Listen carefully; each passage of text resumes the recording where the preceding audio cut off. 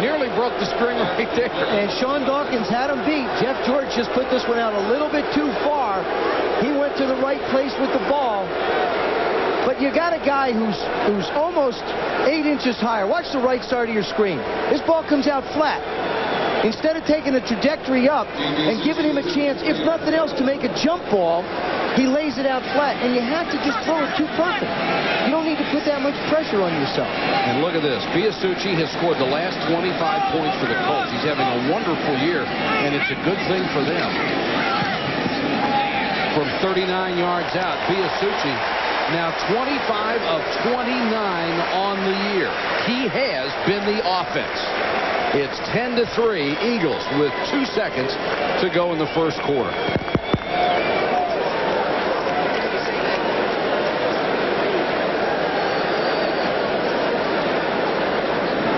Mike, I want to show you what I'm talking about. Right here, freeze it.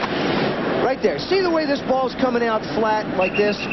The ball has got to take more of a trajectory and come down as opposed to running away. That way, at least the receiver has a chance to jump up and grab it, or it lands like it would in a basket. See how it runs away from him? See how the ball just runs away? You want it to drop down. You don't want it to be running away. It's too hard to throw. It's too perfect running away. Here's one for you. November 14th was a long time ago, right? Yeah. That's the last time the Colts offense scored a touchdown. November 14th. That was a long time ago. Scoring drive for the Colts. They only went 33 yards in 7 plays, and Biasucci finished it off with a 39-yard field goal. Of course, like you said, they do not have the great speed. Their big playmaker potentially on offense is Dawkins, but he's a rookie. Langhorne has had an excellent year, but he is not the deep strike threat. Well, they just need some. I mean, Dawkins, I think, is going to be a really good one.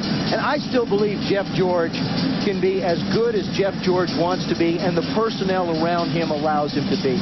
I think this guy here is absolutely a star, waiting to shine incredibly bright. He has certainly made visible progress. He always had the great arm, the great release. You know, you got to remember, he's taking a pounding here. Everybody says, oh, he throws off his back foot a little bit. You would if you had people in your face all the time. And look who's back on kickoffs. Herschel Walker. He plays on kickoff coverage teams, punt coverage teams. The one thing he says he won't do is return punts. He said, I'm no good at that, pal.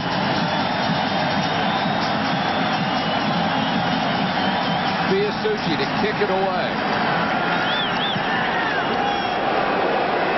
Herschel goes 3 yards deep. They tell him to keep it there, and he will. That's the end of the first quarter here at the Hoosier Dome. The Eagles 10, the Colts 3. Welcome back to Indianapolis, and once again it's time for a word from our political sage and friend, Ross Perot. Folks, I thought wading through the muddled mess of NAFTA and healthcare was difficult until someone told me about the NFL's playoff tiebreaker system. Sound complicated? Heck, why don't they just ask us to split the atom? 2 teams, 3 teams, division record, head-to-head points, 4 points against. And if all that ain't enough, they flip a coin. Talk about your gridlock. Mike, this makes Capitol Hill seem like an efficient establishment. You figure it out. Ross, I can't figure it out. And I do like when he calls me Mike. I was just going to say, sense of power. Got real personal now, hadn't it? Yeah. Well, I voted for him. He ought to. First and 10 at the 20 for the Eagles. They lead 10-3.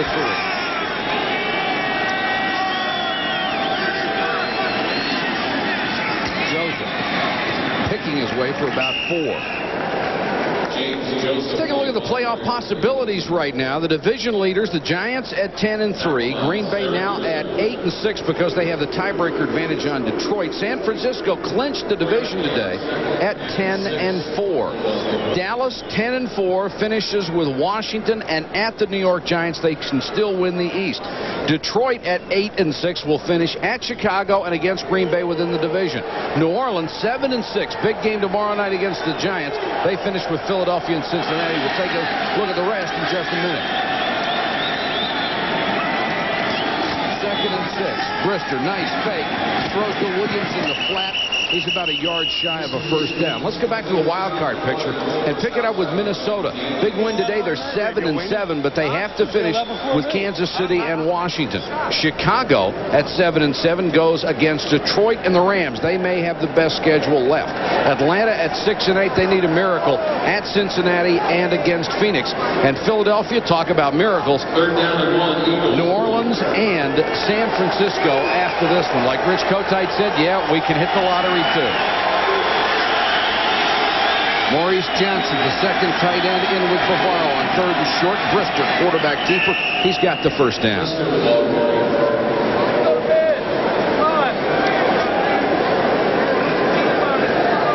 Rich Kotite, very proud of his team this year. They have fought through a great deal of adversity. And it's not a stretch to say if they had a few breaks, they could be 8-5 instead of 5-8. I think they could have won their last 2 games, both against Buffalo and New York. I mean, obviously the Buffalo game, I think they had. They just let a couple balls get away. And like you said, Mike, worst week of his life. 1st and 10 for the Eagles. Brister straight back. Has plenty of time. Almost picked off by Good. Got a hand on it, couldn't pull it down, intended for Calvin Williams. But it didn't look like Williams came back for the ball, and Good made a nice break on it. Calvin Williams pointed something out to us, Mike. We visited with him yesterday. He said the corners of the Colts really break on the ball well, especially on out balls. Watch this. See, Good's beat, but all of a sudden, see how he comes out of his break? Calvin Williams is doing his best he can to come back, but Good did a great job of breaking out and knocking the ball away. Calvin Williams, one of the best route runners in the NFL. And Good has developed a reputation as an excellent defensive back. Here's the delay to Joseph. Can't slip a tackle, gets out to the 36-yard line. Jeff Herrod made the play on him. Interesting about Herrod, Mike.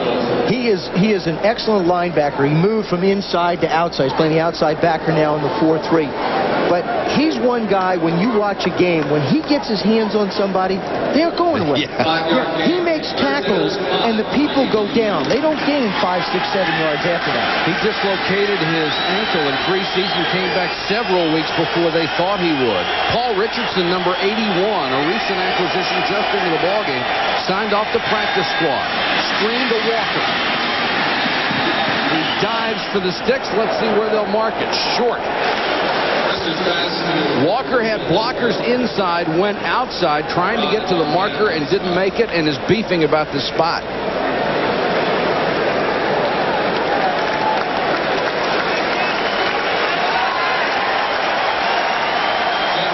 Short by a half yard. They'll have to punt it away. There's the X in the middle. That was Herrod that I had the X over. I knew he was going to be there. He's going to absolutely fly. See Walker run across the formation? Now he moves over. Now watch this. Herschel's just going to give you hips and shoulder pads and thighs to hit, but a good job by the Colt team. For Dan, waiting on the punt from Jeff Peebles. Oh, what a beautiful kick. For Dan, should be a fair catch. Has to make it back at the 13-yard line. 46-yard punt. Great hang time and no return. Back to Indy in a moment. 12 minutes, 11 seconds to go. First half of play from Indianapolis, where the Eagles lead the Colts. 10-3. Mike Packard, Joe Theismann with you. Glad you could join us on a Sunday night. George to throw. Corner blitz. Smith is coming. Deep down the middle, incomplete, intended for Hester, and he drew double coverage from Miano and McMillan. Jeff George has a very interesting grip on the football. I've only seen one other quarterback do it in the history of the game. Watch his right finger. See his right finger? There it is, right on the tip. Now we freeze that right there.